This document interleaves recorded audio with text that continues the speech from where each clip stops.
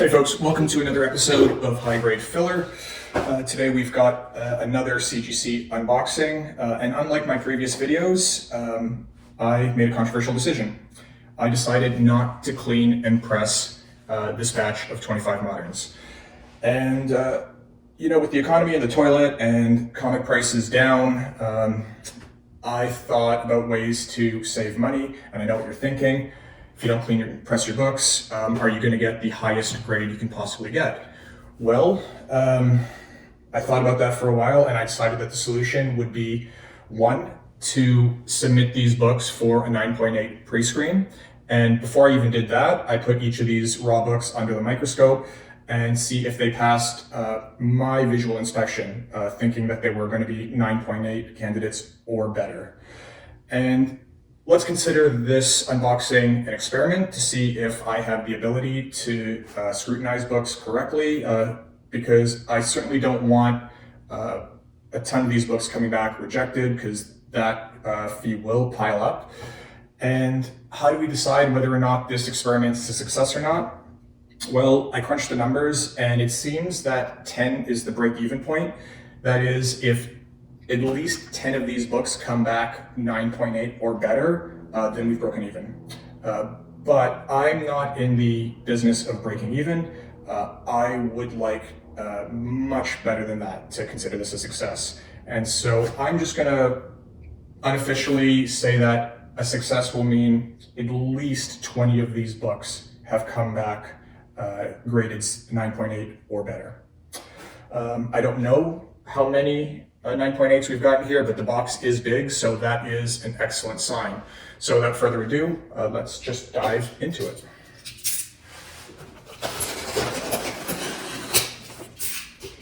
I don't know which order the books are going to be packed in, so yeah, let's take a look. Okay, and book number 1. This is Amazing Spider-Man issue 900. Not a particularly big book, but it's a milestone book, and I always get stressed out about fat books because they're more susceptible to damage. But yeah, 9.8. All right, that's one. Number 2. We have, this is a hot book at the moment. This is Ultimate Spider-Man number 1, cover A. This is the big one of the batch of all the variants that you could purchase. Really cool to see this come back 9.8. I'm really enjoying the story. The art is fantastic and great.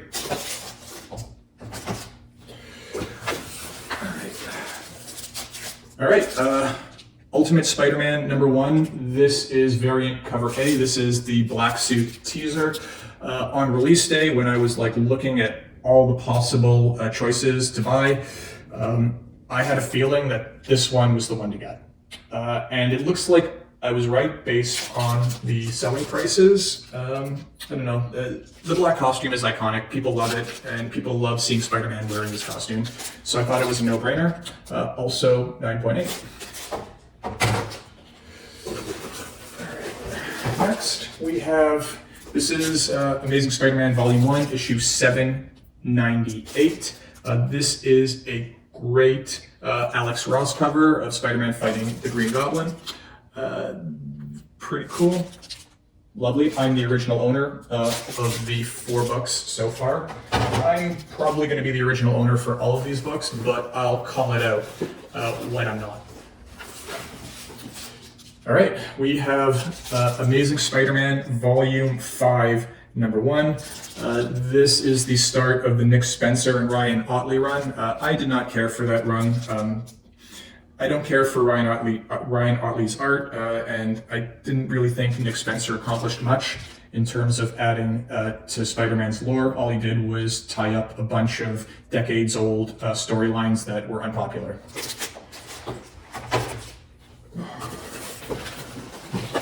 Next, we have Amazing Spider-Man Volume 5, number 15, aka Amazing Spider-Man 816. Cool cover, really enjoying this one. Very good. I think that's 6. And we have Amazing Spider-Man Volume 5, Issue 27, aka Issue 828. Also the original owner of this book. I particularly like this cover because it's an homage cover to Amazing Spider-Man 280 and the Sinister Syndicate. Very cool book. Right. Here we have Amazing Spider-Man Volume 5, Issue 50. This was part of the controversial Sins Rising storyline. I don't know. I thought it was a pretty silly storyline. The original Sin Eater storyline was so revered. Bringing it back, even trying to like give it like the gravitas that it deserved, I think it fell flat. Here we go. 9.8, number 9, coming up. This is Amazing Spider-Man Volume 3, Issue 14. This is a Dan Slott special, part of the original Spider-Verse storyline that was insanely popular and introduced so many new characters and is the basis for the 2 Sony animated films that are like critically and commercially successful at the moment. And this is the break-even point.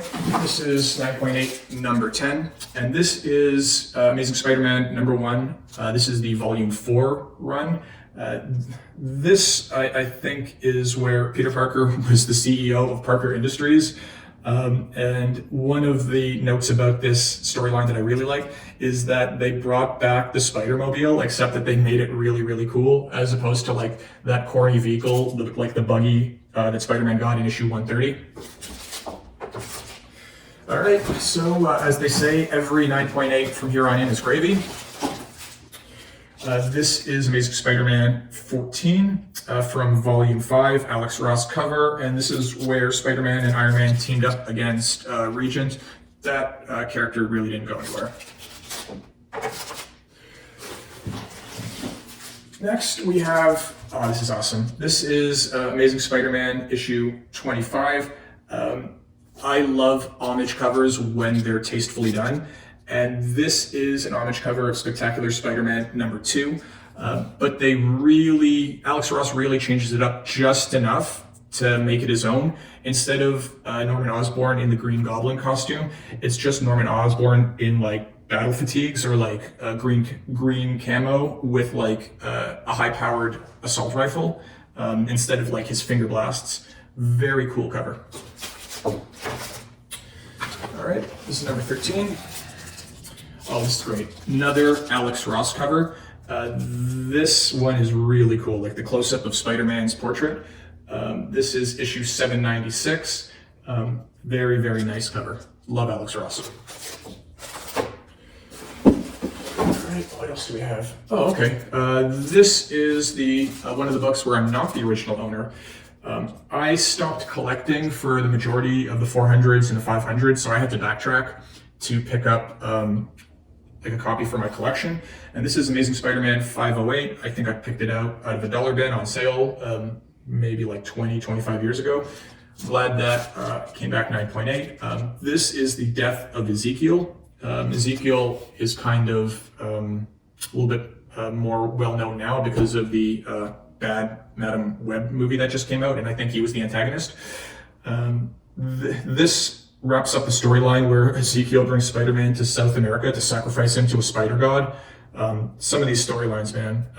Anyway, at the last moment, is spoiler alert, Ezekiel like comes to his senses and decides that Peter Parker is worth saving and sacrifices himself instead. There we go, death of Ezekiel. I don't know if he stays dead, but it's comics, so he probably came back. All right. This is number 15. This is Amazing Spider-Man 567. This is the storyline that introduces Anna Kravinoff, Kraven's daughter.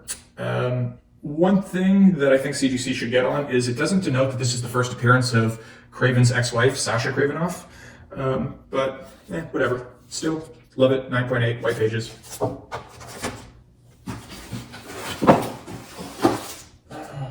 Cool. I'm not the original owner of this book. This is Amazing Spider-Man 573. Again, I had to backtrack. I probably pulled it out of a dollar bin. And yeah, I had the sense to like make sure that it was like in like crispy condition before I bought it. And here we are, 15 years later, and still a beautiful 9.8. Didn't even need a clean and press. All right, we're on to book 17, I believe. Oh, very cool. This is Amazing Spider-Man 640. This is One Moment in Time. This revisits the infamous storyline where Peter Parker trades his secret identity and his marriage to return Aunt May from the dead. You know, say what you want about the storyline, but this cover by Paulo Rivera is phenomenal. All right, what's next? Okay, we have Amazing Spider-Man number 3. This is from the Volume 3 run, and this was, I believe, when they made the Black Cat like a more hardcore villain, and she was the queen pin of crime. That did not last long. Terrible storyline, and they quickly brought her back into like the anti-hero status where she was like kind of a love interest for Spider-Man. All right. Here we have Amazing Spider-Man Volume 2, number 7, all the way back from 1999. And I'm not the original owner of this book. I picked this book up for, I think, $2 recently at a comic convention when I was rifling through the dollar bins. I thought it looked like a 9.8 candidate, and here we are. Again, didn't even need a clean or press. I wasn't collecting Spider-Man at the time, and for good reason. The stories were so bad. This book is no exception, where it's just like, they make Flash Thompson look like such a loser in this book, where he like daydreams how he's like a superhero and he's like saving the world and Spider-Man's his sidekick. Man, I don't know how some of these stories got greenlit. Anyway, art was also pretty bad too. All right, that's 19 books, so that's awesome. Here we go, book number 20. Okay, this is Amazing Spider-Man Volume 2, issue 24. I think I picked this book up also at the same comic convention when I was rifling through that dollar bin. But yeah, book looked good. CGC agreed. Here we are, 9.8. Well, that's great. So we are at, I think that was book 20. It just keeps going. Okay, here is Amazing Spider-Man Volume 2, issue 25. This is the Speckle Foil edition, just a gimmick cover from the 1990s. And I bought this book, I think, for $10. I know you're thinking I overpaid. $10 from a local comic store. Yeah, just rifling through their back bins. Looked good to me. Amazing. So that's number 21. There's still some slabs in here. Here we have Amazing Spider-Man Volume 2, issue 34.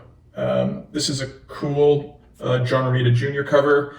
This is the start of the J. Michael Straczynski writing run, where he starts to like introduce mystical elements into like Spider-Man's lore. This is the original storyline that introduced Ezekiel and Morlun, and I'm not the original owner of this book. Again, I probably picked it up in a dollar bin somewhere. It looks like this is the last slab.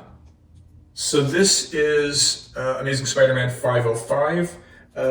This is the definition of an unremarkable book. Nothing really happens in this book. I had to reread it again recently just to refresh my memory. But even though nothing really happens, it's extremely well written. It follows essentially like a day in the life of Spider-Man, who saves like a little kid from making like a terrible mistake, while Mary Jane deals with her own career and personal issues in Los Angeles. Well written, probably will never be worth anything, but as far as a creative offering, a great book. So, wow, that was 23 out of 25 possible 9.8s. So I think that's a huge success. enough so that I'm going to keep this up, and I'm going to keep pre-screening my books and seeing if they come back 9.8. Just for a lark, let's take a look at the two books that didn't get CGC's certification. Looks like there's some raw books in here at the very bottom. Okay, let's see if might be tough to open these up. Give me a hot second.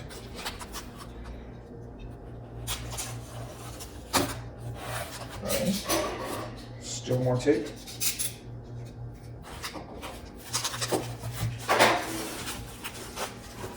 That's cool.